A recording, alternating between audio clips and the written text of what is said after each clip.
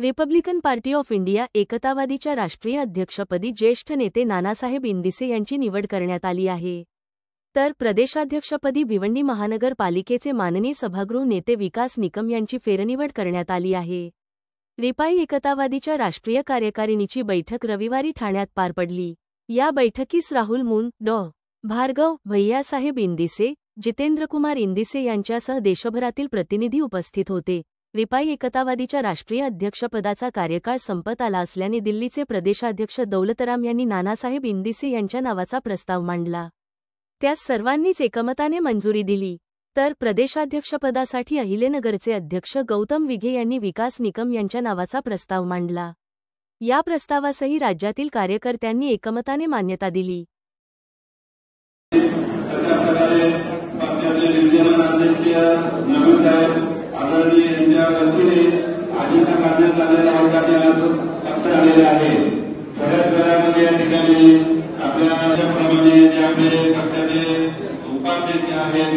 दिल्लीचे दौलतरामजी आपल्या कार्यक्रमाच्या बावटामध्ये देखील आपण या ठिकाणी मुख्य पदाधिकारी उपस्थित राहिला त्याबद्दल आपल्या सर्वांचं पक्षाच्या वतीने सर्वांना माहित आहे की राष्ट्रीय कार्यकारिणी के जो हमारे विषय है, पहला विषय राष्ट्रीय अध्यक्ष का चयन करना हेतु, दूसरा हमारा जो विषय है राष्ट्रीय कार्यकारिणी का चयन।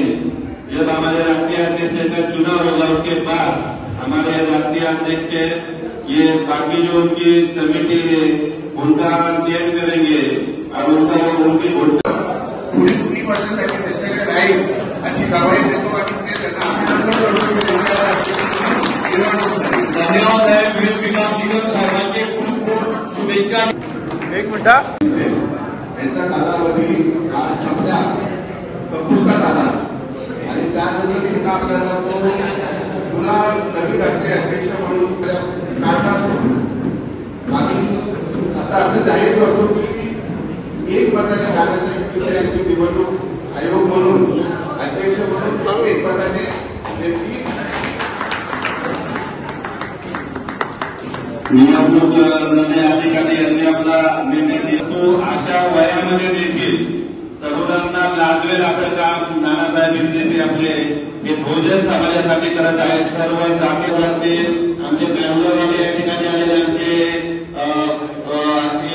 तसेच आमचे एमपीचे इतर राज्यातील आलेल्या सर्व पदाधिकाऱ्यांची आम्ही चर्चा केली होती, परंतु सर्वांचं या ठिकाणी असं म्हणणं आलं की आम्ही कोणीही अर्ज दाखल करणार नाही, परंतु नानासाहेबांचे या समाजाला या देशाला सर्व बहुजनांना गरज आहे आणि आज आपण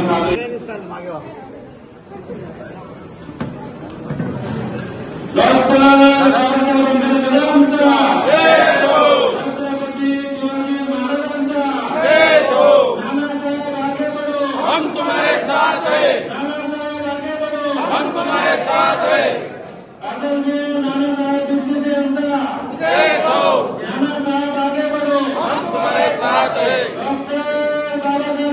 पार्टी ऑफ इंडिया एकतावादी या पक्षाची देशाची कार्यकर्त्यांची आज सभा आहे।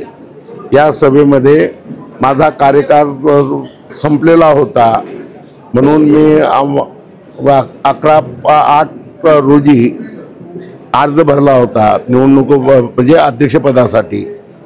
तर माझा एकट्याचाच अर्ज असल्या कारणानं मला बिनविरोध कार्यकर्त्यांनी घोषित केला आहे, निवडून दिलेला आहे निवडणूक अधिकाऱ्यानं। निवडणूक अधिकारी माझे मनोहर ओगले साहेब आहेत, त्यांच्याकडे मी अर्ज केला होता। आज त्यांनी बिनविरोध माझी घोषणा केलेली आहे। त्याचप्रमाणे आमचे देशाचे उपाध्यक्ष दौलतरामजी दिल्ली हे सुद्धा या ठिकाणी उपस्थित आहेत। पंजाबमधले ते आमचे बांधव उपस्थित आहेत। बेंगलोरमधले हे आहेत, आग्राचे अनेक आग्रामधले हे आहेत बुरा आपले हे आपका नाम बोलो ना, महाराष्ट्र के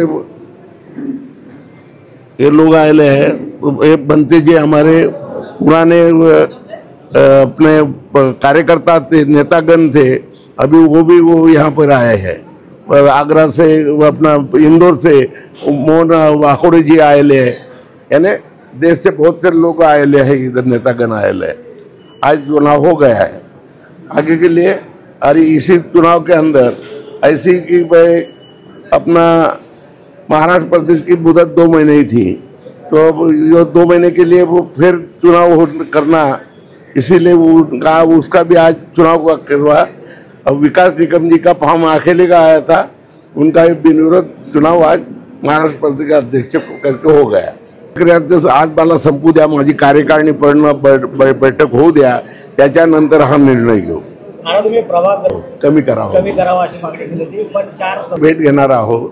त्यांनी निर्णय मान्य सुप्रीम कोर्टाने निर्णय असा दिला आहे की प्रभाग रचनेचा अधिकार हा याला असतो, सरकारला, महाराष्ट्र सरकारला आहे, म्हणून त्याच्यात काही बदल करता येणार नाही। पण आपली मागणी जी आहे की प्रभाग रचनाबद्दल नव्हती की अनुसूचित जातीचे 5 म्हणजे लोकसंख्या वाढलेली आहे 2011च्या नंतर, म्हणजे आज 25 आलेलं आहे।